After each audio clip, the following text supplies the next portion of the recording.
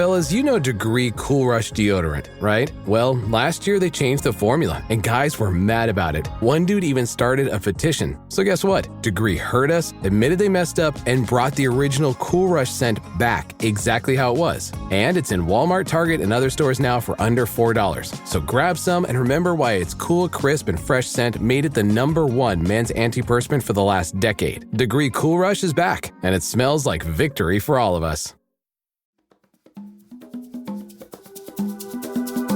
Today on CityCast Denver, I want to tell you about one of my favorite places in the city, the Cherry Cricket.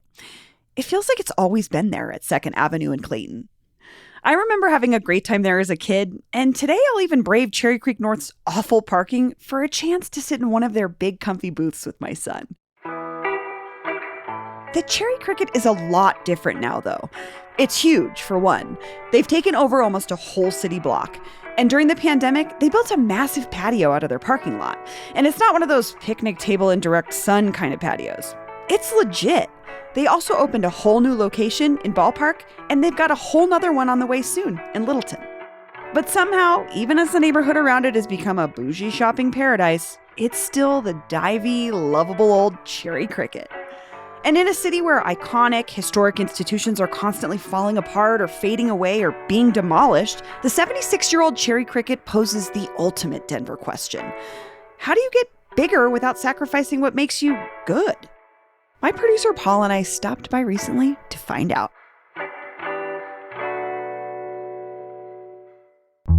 Today is Wednesday, August 24th, 2022. I'm Bree Davies, and this is CityCast Denver.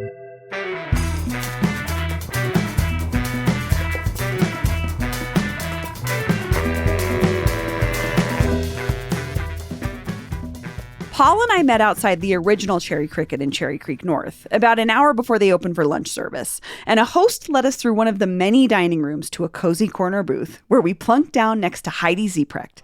You're going to have to do a lot of magic on this voice, buddy. Oh, he does so much magic. Can I be like Vader? She's a 15-year veteran of the Cricket, the general manager of the original location, and the textbook definition of charming. So, Heidi, you've worked here for a long time at the Cherry Cricket, right? Yes, I came with the building. You came with the building. I've been here for 15 years. What is your story? How did you get here? I was actually working at the Pepsi Center at the time that the GM came in to watch an Avalanche game. And she said, I need a bartender. I said, I'll be there. I was here the next morning. It's 9 a.m. ready to go. And you've been here ever since? I've been here ever since. Why? It's just a really great place. You know, it's in a nice neighborhood. We have an awesome product at a fair price. And everybody likes to come here. It's comfortable. You get all walks of life. I feel that that's a little rare for the neighborhood that we're in. We're in Cherry Creek. And I grew up in Denver. I grew up not far from here. I worked at the mall as a teenager. This is like its own island unto itself. Right. Well, and the mall used to be the city dump. And this whole area used to be where they said the gypsies and undesirables used to hang out, which I like. I fit in with the riffraff.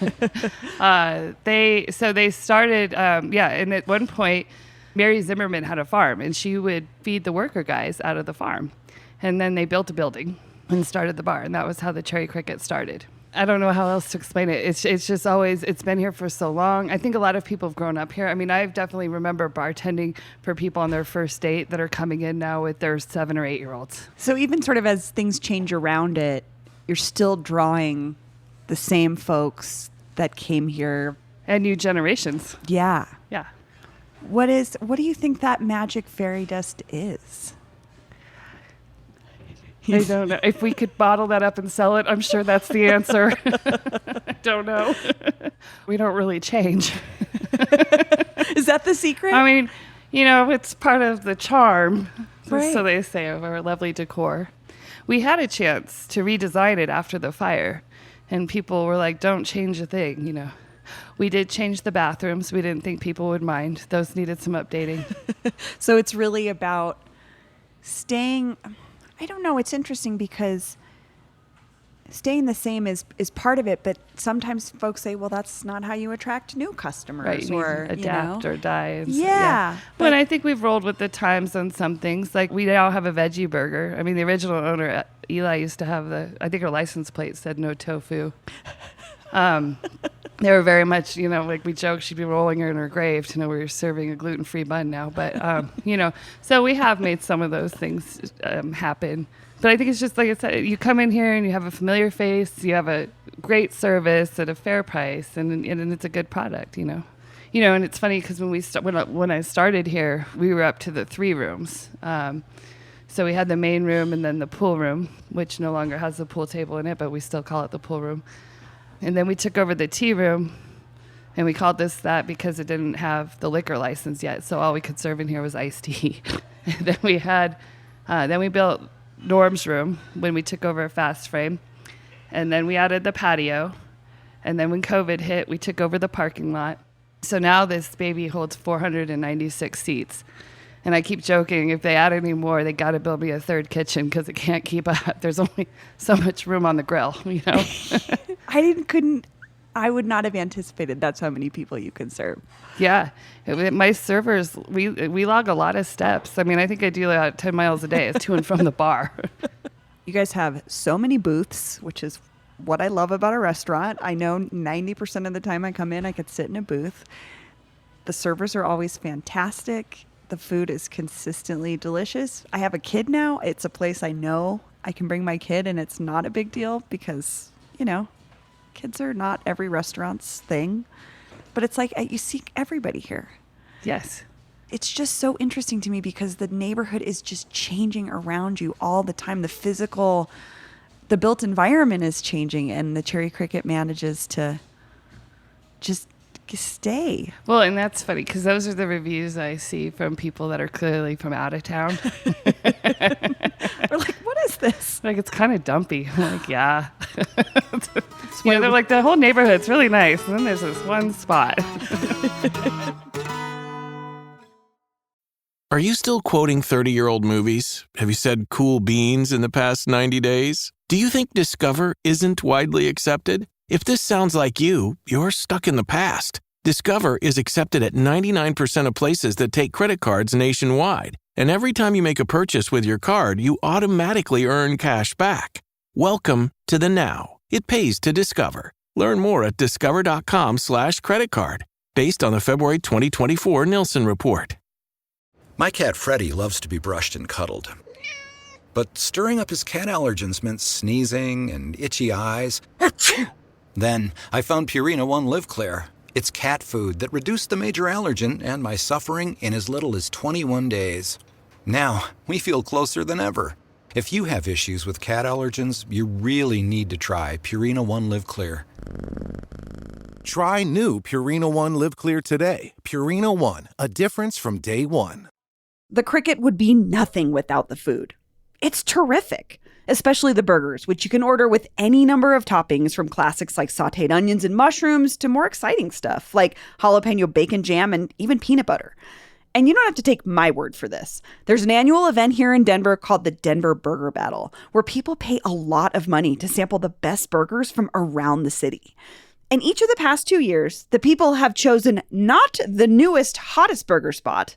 They've picked a burger from the Cricket. I guess we could talk about the food, right? We can absolutely talk about the food, yes. So the Cricket is most famous for our burgers. We did just win Denver Burger Battle again. The first one won in 2017. We didn't win 18, and then we won 19. They didn't have it in 20. We won 21 and 22. What's the secret? So you have to have a balanced burger. You need a little bit of crunch. You need like a kiss of heat going on in the background. And then you need like a wow factor. And usually that's a pretty good winning combination. And also, I think... And make it with love. You have to make them with love. I was going to say... A lot of love. Because I think that's not the reason necessarily people... Well, actually, I don't know. People come in here because they have so many options to put on their burger, right? Yes, and I think that's what's really fun is they're almost unique as the individual that orders it, because you can build it how, I mean, it's really fun, and I don't know if this is a story for your crowd or not, but 420, right? We joke, 420, you get some really craziness in here. And hilarious. It takes forever to take people's orders, right? Because they're like, oh, what do you like? Oh, I remember I was at this one place. It's like, great, because you're watching 4 other tables I know, get you're like, sat, right? I have an entire But section here. We had one guy literally order all toppings on the side, like all 30. I think at the time there was 32 of them, and just thought it was hilarious, right? Like just so. And I think that's what's fun, though, is anybody can build it however they want, and that's what makes it unique to their experience. I can't imagine being the server that has to send that order off to the kitchen and then go back and pick it up and be like, I'm so sorry. Right. Well, and Easter's usually slow here, and we learned that year. That was the year that 420 was on Easter. Easter's slow, but 420 is not. We've had some really fun things. I mean, when after the fire, we lost 3 of the fish. So we had a fish funeral for them, which was really great. And we had bagpipes and stuff, so that was fun. The Avalanche just came in with the Stanley Cup. That was really cool. Oh, they did? Yeah. It makes sense, right? This is a place that folks come to watch hockey. Yeah, they called the next day, and it was Arts Fest, and we usually don't do reservations. And it's like, Landeskog's like, yeah, 25 people. I was like, yeah. You can have whatever you want. Well, I didn't know the cup was coming, too. And then they drove it in on this really cool police RV. It was really fun. We had them just drive into the tent, and everybody went crazy. That's amazing. With great success comes great big crowds. But unfortunately, there isn't any more empty farmland in Cherry Creek North to just build another dining room or kitchen. So in 2018, the owners made a big decision. They took the Cherry Cricket name and put it on a restaurant far from Cherry Creek. What was once a giant warehouse at 2220 Blake Street is now a brand new Cricket. It's fresh and clean, and even though it doesn't have any of that lived-in charm of the original, it's still somehow the Cherry Cricket. So we were owned by Wynkoop, and then Breckenridge and Wynkoop got married. And then Breckenridge was bought out by InBev, Breckenridge Brewery. But they didn't take that location, in which we owned. So then it was like, okay, what should we do with it? And this is when the start of, we're going to take Cherry Crickets into multiple locations. So that was the second baby. And we like to joke that it looks like our dressed up cousin went out on the town, right? Like that's like what we would look like if we got dressed up. And went to Lodo. Yeah. Then we had Mile High Stadium. We went into there. We have a location that went into the food court. Oh. And then they called us. It was a big hit. So then they called us for club levels. So now we have 3 going in there, which is great. And now we have our 4th store opening in Littleton.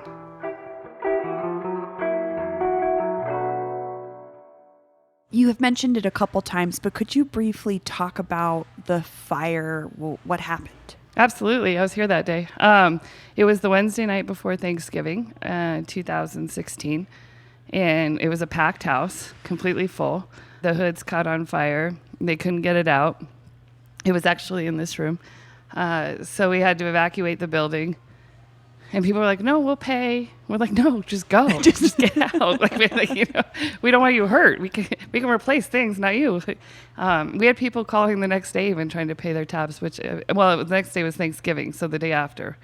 And it was really crazy when we walked through here. It was like, because the lights blew out, the electricity blew out, everything was out. There was tons of water everywhere from that. And then everybody's food was still sitting here with their cups. And it was literally it was like the Titanic. It's just very strange. Wow. So we walked through for a moment and we realized this building was built in the 50s. There was probably asbestos. So we all got out and then we didn't see it again for 5 months. So I think a lot of folks would throw in the towel at that point, right? Well, and actually I should make a really good point here.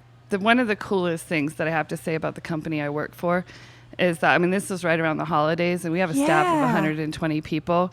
The owners paid everybody for this entire time that they were not working. All we asked is that they went and worked for charities and did good works in our name. So I, of course, came home with another cat. We built houses with Habitat for Humanity. We picked different charities just to go help out and do. And that makes me happy to work for a company like that. And they're based in Colorado. Not only are they providing jobs for everybody, but they're from Colorado. So then they decided this is worth fixing. Because, I mean, let's be honest, this neighborhood, you could say, all right, forget it. Let's just throw in the towel. This property's worth $1 gazillion. Let's get out of the restaurant business. How does the Cricket just like hang on in a neighborhood that's changing so much? What is keeping you all rooted here? The people. The people want to keep it here. Yeah. I mean, I watched people come to the Cricket and dine out in a blizzard, and that was mind-blowing to me. Amazing, I mean, most of us, it was like if they were willing to do that, then we needed to be willing to bring our A game to every single guest that made it in here, Yeah. I mean, you're willing to sit outside in snow to eat a burger, like not even take it home, right? Like, that was just mind-blowing to me, how much they loved it, and that's what just made us say we need to rise to this level. Yeah.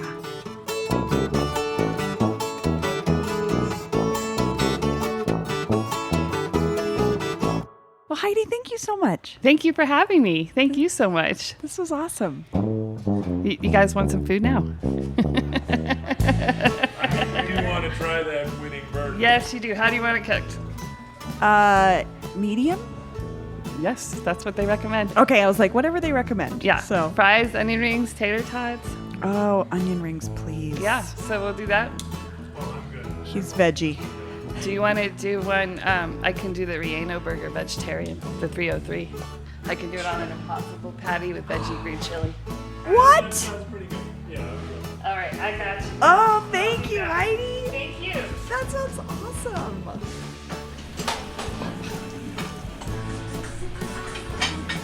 I tried the Cricket's latest burger battle winner, the 983 Big Cheesy.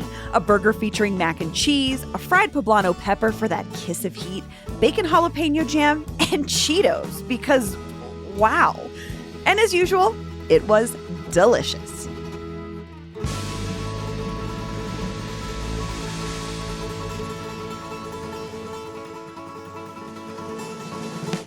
And here's what else Denverites are talking about.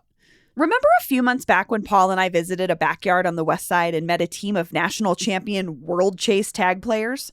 Amos Rendau and Team Apex were training for the World Championships in London, and I'm happy to report that they won. We checked in with Amos, and he called it a big highlight of his life to have gone through thick and thin and pull this one out. He says he's retiring from coaching the team, but they're already training for the USA Championships in October. Oh, and earlier this week, City Council unanimously voted to give owners of buildings more time in front of Council to push back on potential landmark designations. Recent fights over Tom's Diner, the Carmen Court Apartments, and the brutalist Channel 7 building on Spear have prompted deeper discussions over who holds the power to preserve or demolish a building in an ever-changing city. That's all for today here on CityCast Denver. If you enjoyed this show, why not take a minute to tell the burger fan in your life about us? Rate the show wherever you get your podcasts and subscribe to our morning newsletter. We'll be back tomorrow morning with more news from around the city. Bye.